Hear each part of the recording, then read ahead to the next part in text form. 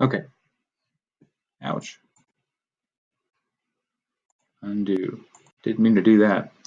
All right, I'm going to use the selecting the background so I don't have that blue selected part and mess up any of my nice spinner I built here. So the last piece I want to show you, and actually maybe something you need to do a little sooner than now, is saving. There are two options. There's saving and there's exporting. There's a difference. Saving is what you do while you're still working on the project and you need to come back to it later on. If you're running out of time, file, and save, and give it a name. In this case, I'm going to call mine first name, what project it is, and then what period that I happen to be in. Because that may be what your teacher wants you to do. Ask your teacher what you want. She wants you to call the file name. She or he wants you to call the file name when you're making this. It's saved as a SketchUp model.skp. That's done because I want to be able to come back to this later on and make some adjustments. If I save it differently, I may not be able to change anything, and I really want to be able to edit it if I find out I've made a mistake or think, oh man, I wish I did this, and I can come back and do that to it and change it. So save, so that is save. Save lets you come back and work on it and edit and make it better, make changes to it, add things to it, and edit. The other kind of choice in here is called export.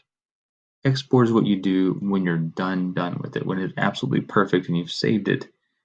You go ahead and do export and export as a 3D model.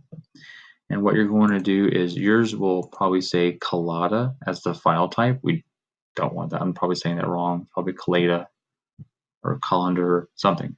I'm going to click here. And what you need to choose if you're using a MakerBot printer is the OBJ file.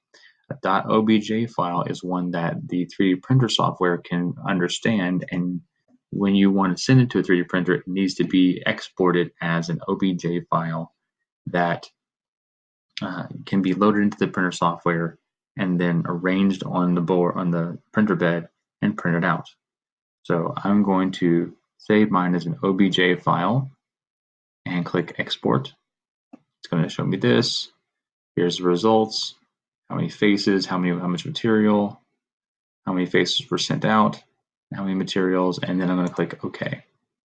So now I have two different files for the same thing. One is an editable file that is a SketchUp file, and the other one is a non-editable one that's ready for the 3D printer to get so that it can create my awesome 3D spinner for me made out of plastic. So super excited about that.